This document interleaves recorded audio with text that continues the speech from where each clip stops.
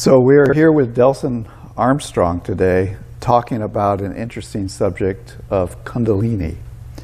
And I think later, in a few minutes, he's going to have some revelations for us that are kind of unexpected. But first, let's get a little bit of background. My name is David Johnson, by the way. We're at the Sukha Meditation Center. And as I said, this is Dhammachariya Delson Armstrong. I understand you have quite a lot of experience with Kundalini practices, and you've even suggested that you've taken them as far as you can go. Can you tell us a little bit about that? Yeah, so Kundalini practice, I started Kundalini practice around the age of 16 or 17. So for those of you who might have seen my videos on my background, you know that I went to the Himalayas and spent some time there. While I was there, I was introduced to different kinds of yoga practices, which include Kundalini and specifically Kriya Yoga.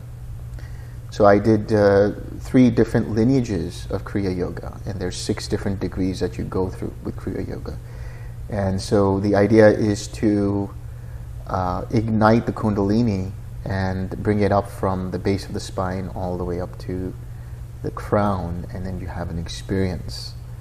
So the way to do that is through the different Kriya practices.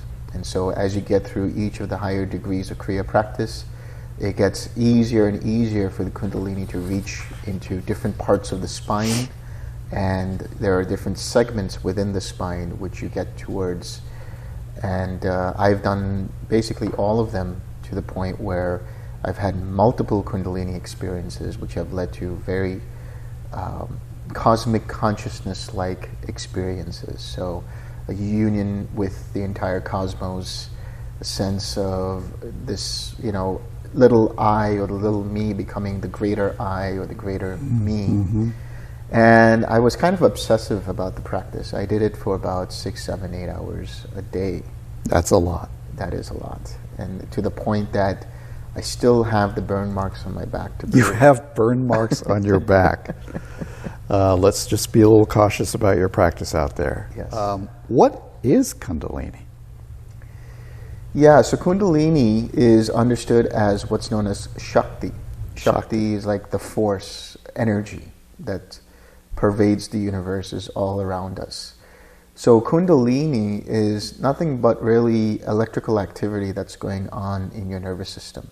A lot of people talk about the Kundalini being this coiled serpent at the base of the spine. Right? Snake. It's 3.5 coils, and then you awaken it, and then it comes up into the crown. But actually, Kundalini is everywhere. It's basically the electrical activity of your nervous system. And it becomes more centralized around the spine, obviously, because there's so many different networks of different nerves that are converging through the spine, the spinal canal.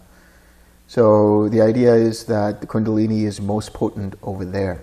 And so you bring the Kundalini through, you basically take all of that energy and you focus it into the base of the spine, and then you bring it up through the different channels in the spine all the way up into the crown chakra. So these are the so-called chakras that we're talking about. Yeah. And what's your experience? Do these chakras really exist?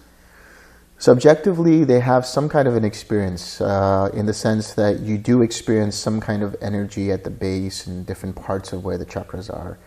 But physically, or let's say even on a different level of being, they don't really actually exist. They're just subjective experiences.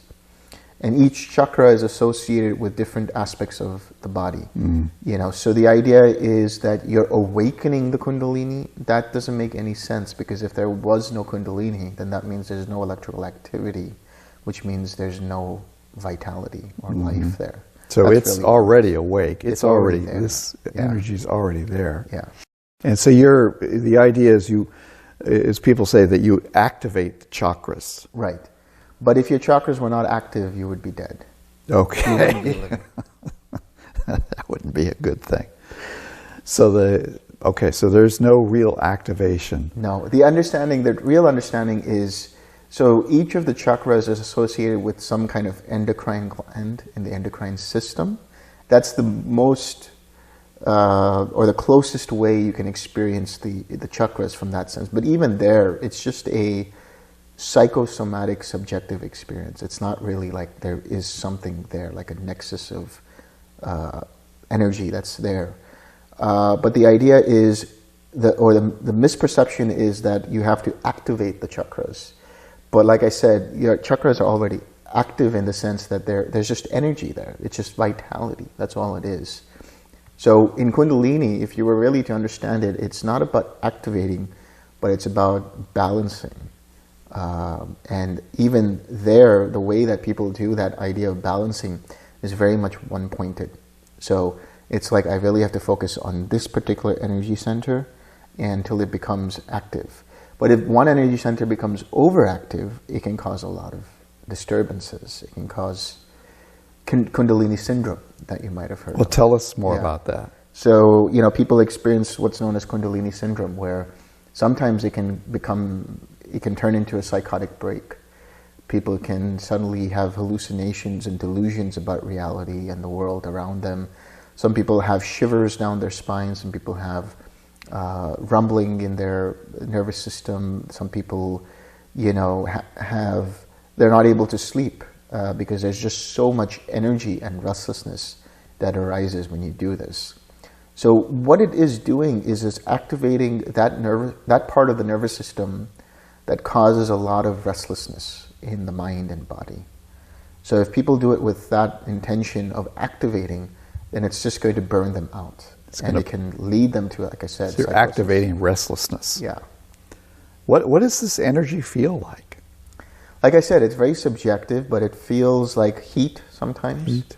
Feels like heat in the body and heat through the spine. And then I've gotten to the point where you can experience the Kundalini as a cool energy. This is something that a lot of people talk about, Kundalini as a cool energy. So, you know, you can experience heat in the chakras, but you can also experience a coolness in each of the chakras. Some people have said it's blue. Some of them are, yeah. So there's some colors that are attributed to each of the chakras. And if you look at the colors of the rainbow, the 7 colors, you're basically matching with the 7 chakras. Okay. So here's the big question. Does Kundalini lead to enlightenment? No. No. No. What does it lead to?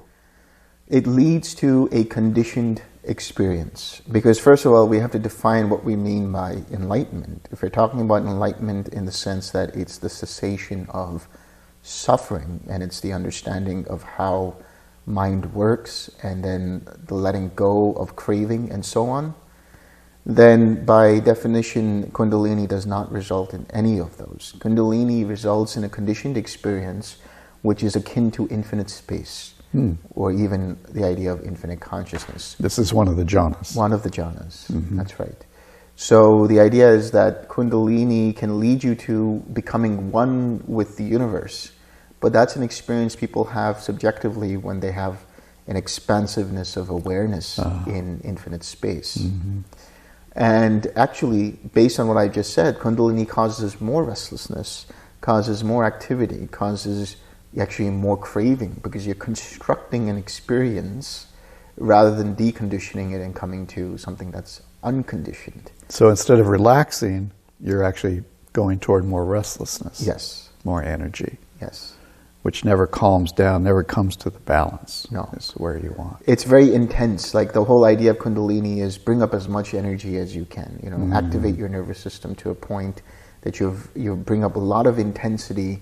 And that's why with Kundalini practice, people can experience a lot of emotional upheavals. So sometimes they can go into depression, sometimes they can have a lot of anxiety, sometimes they can suddenly flip out and become very angry, and sometimes they can have a lot of joy. I mean, yes, they can have a lot of joy, but that joy is very restless joy. And it's like uncontainable, uncontrollable laughter, for example. But all of these are just conditioned experiences, and most of them are very unpleasant to experience. What did the Buddha say about chakras and Kundalini? He didn't. He didn't. He never didn't even mention it. No, if you go into the suttas, there's no mention about these energy centers. There's no mention about Kundalini. There's no mention about focusing on the spine or focusing on energy centers or anything. You know, a lot of people try to equate the anapanasati with pranayama and say, well, we're using breath practice as a way to awaken the Kundalini. This is what sometimes Kundalini teachers will do. They'll take the Anapanasati Sutta or something that the Buddha has said, and then they will equate it to something that is related to Kundalini as a way of justifying or as a way of trying to appease people in the Dhamma that, yeah, this is what actually Kundalini is. Mm-hmm. But the Buddha never actually mentioned any of that. He didn't even mention anything about focusing on your breath in Anapanasati, as we know. He said just the breath is natural. There's no control over the breath. There's no control over any energy. Tranquilizing formations, which means to relax. And I've never come across where in Kundalini you're relaxing. Very few teachers have I come across in the Kundalini practice who talk about balancing the chakras, let alone talk about relaxing to balance the chakras. So it's all about spinning the energy up, yes. Increasing the energy constantly to get to some goal. Yes. Now in the suttas, I think it's mentioned that some practices get the breath going and then there's this feeling of happiness and then they just go off and take that as an object. What would you say about that? So that would not be correct practice. That would be ineffective practice. That's not the right practice. The reason is because what you're doing is you are creating an experience of joy. The joy that we experience from jhana is not created. It's a result of letting go. So when we experience joy and sukha, piti and sukha in the first and second jhana, for example, that arises as a result of letting go of hindrances, not as a result of creating the intention for joy. Mm-hmm. So I guess you're not practicing Kundalini anymore. No. Has it left any benefit from doing all of those 8-hour sittings and constant practice?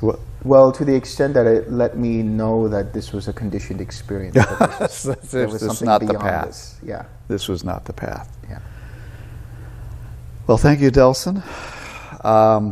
That's maybe something to think about with our audience, and some warnings about maybe taking it too far. I know that we have had students here at the Dhammachariya Meditation Center that have come, who've practiced Kundalini practice, and they have some of these restlessnesses. They have joy, but it leads to tears, and it leads to a lot of different things, and we have to kind of pull them down back and ground them. Yeah. So, all right. Well, thank you very much. Thank you. And we'll talk again.